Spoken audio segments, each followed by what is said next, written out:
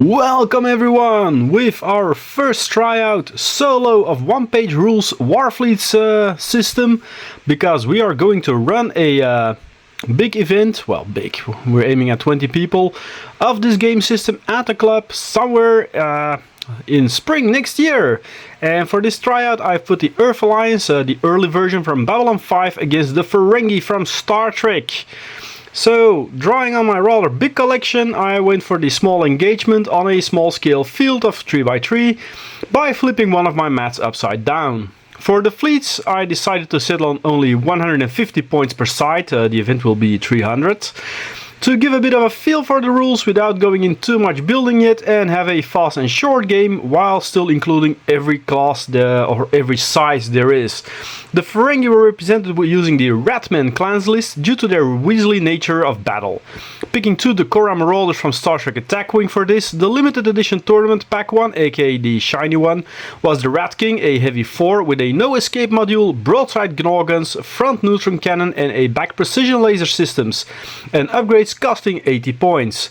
The regular Marauder is a nest ship medium 3 with a treasury relay, front high explosive rockets and a broadside predator cannons for 70 points, resulting in a total of 150. The early age Earth Alliance from Babylon 5 comes from my ACTA collection and contained the following vessels from the Human Defense Force list. A Princeps, a medium 3 Hyperion model, with targeting array, iron wing broadsides and a front plasma, costing 50 points. Two Vulpes that are light 2 vessels, the Tetises that you see, each with the missile cluster and an energy cannon modules in the front. For easiness sake I just gave them the same loadout, and they are strike vessels so they can have 2 guns to the front, and 2 squadrons of Murmillo or Aurora Star Furies for 10 points each, coming as well to 150. Now please note, in hindsight, I only forgot 2 things. One, that the Ratman turret is 18-inch and not short-range like the human ones, and that the human missiles had blast. Guess that sort of cancels each other out in the number of hits.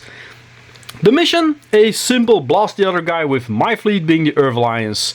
For solo AI purposes, the Ferengi will try to engage the smaller prey first, as they want to force those moralities as soon as possible, and being the cowards they are, prefer to bully the little guys. The Earth Alliance had to deploy first, and both sides faced off. As the squadrons flew forward, one of the Vulpes fired its missile cluster at the nest ship, missing the vessel. His sister ship, however, was in a better luck, the missile cluster hitting true on the Rat King's vessel and damaging its no escape module as a result. As the Earth Alliance medium cruiser the Princeps went first, he fired its plasma cannon at the Rat King vessel as well, striking twice. But the thick armor of the vessel still blocked one of the heated blasts, yet this resulted in the no escape module totally destroyed now. The nest ship now came into range though and loosened its high explosive rockets onto Vulpes number 2, the hits destroying the energy cannon on the little ship.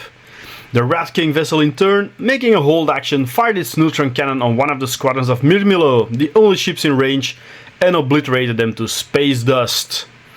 As the first turn came too close, initiative remained with the Earth Alliance, which in this fleet composition is only of importance for both medium class vessels, but as the fleets got closer, it was a key moment. The Murmillo squadron darted behind the nest, strafing it with its guns and knocking the treasury relay out of commission. Here I made a play mistake though with the great consequences. Well, not that great, but as I hadn't paid attention, it was actually this Vulpes' energy cannon that was offline instead of its sister ship, and as a result blasted 3 hits through the nest cruiser, leaving it at a single wound. Oopsie, my mistake. Guess that's what you get when trying a game for the first time. In hindsight it didn't make that much difference, as the second one or the medium cruiser would have resulted in the same, in all probability anyways. The other weapons of the Vulpes missed or were blocked, leaving the nest limping on a single wound.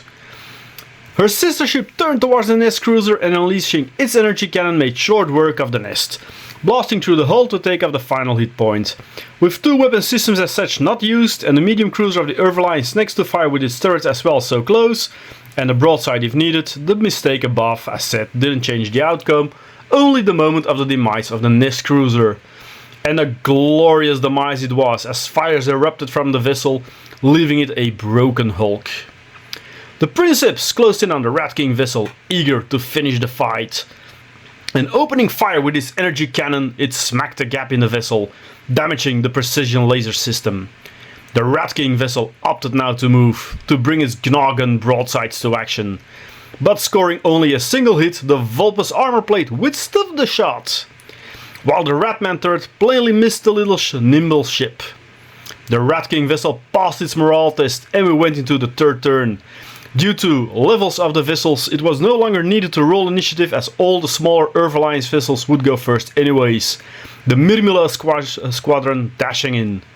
They managed to hit with all their shots, it's not like a 2+ lumbering heavy class is hard to miss, and one shot actually went through its 2+ armor, causing a hit that destroyed the precision laser. The Vulpes darted around the big ship, here I remember to not use the energy cannon, but the picture of the turret causing another damage unfortunately was too blurred. But the big ship's neutron cannon took a point of damage from the little gun's fire. The other Vulpes had to move out of range though, but the Princeps was closing the gap with his broadside iron wing guns.